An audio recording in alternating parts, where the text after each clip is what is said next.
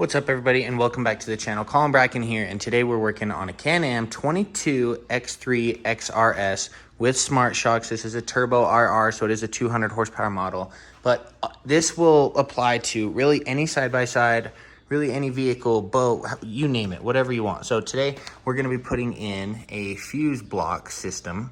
So you can see here, you've got a negative load and your negatives over here. You've got your positives down the side, your fuse placed here, and then your positive goes this way. So this comes with, and I'll drop a link to this down in the description if you guys are interested in getting this this kit. It comes with some pre-labeled stickers and some empty stickers so that you can put whatever you want on there. It comes with all the fuses that you need, but you might need a little different sizes. So now I'll show you how I wired this in and why I did it this way. So this red wire, I originally wanted to turn it up this way and put it right here. So it's sitting here, so it's a little higher because I do have a bench seat that's going in. And so it's gonna be harder to remove one of the two seats. If you have one seat, this may not be an issue, but I had this red wire and black wire already. The black wire was a little longer. The red wire, that was as long as it came. So I ended up turning it. I like the way that it looks right there. I'll be able to run the positives out this and straight under here. So positives will come out this way, negatives will come out this way with this wire, go down, come across here into the center console. As you can tell, I've started cutting out the center console of this to fit my bench seat. If you guys want to see how I did that, I could make a video on that. It was actually a little worrying. I mean, this machine has 1 mile on it and I started cutting stuff up, but I have to fit my daughter right here in the middle seat. So we've got seat heaters there. So I didn't want to really install the seat and then go back and do this. So I decided to do this first, and I figured some of you guys might want to see this. So all I did was ran a positive here to here, a negative here to here. Now you'll put your fuses in. The cool thing about this is if there's a blown fuse, these will light up actually. So I really like that. So you have to have like negative and power and all that stuff, and then the circuit. Once that circuit is tripped, it will light up red, so you know exactly which fuse it is, and you don't have to play the guessing game. So that's it for installing a fuse block on this brand new machine.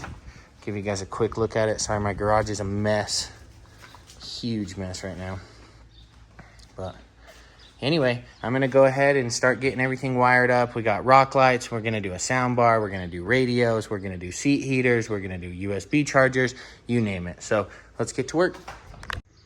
Alrighty, so I went and got everything labeled. So I got light bar, dome light, which will be my interior light, exhaust valve, which will be the cutout, rear lights, which is a rear light bar, turn signal, street light legal kit, a spare, which will be just an extra fuse, rock light kit, whip light kit, interior lights, radio for that sound bar, accessory that'll be for like the phone chargers and stuff, and then heated seats. So these are actually for our heated seats. So I'll show you guys how easy this is. So we've got the switch there, a relay here.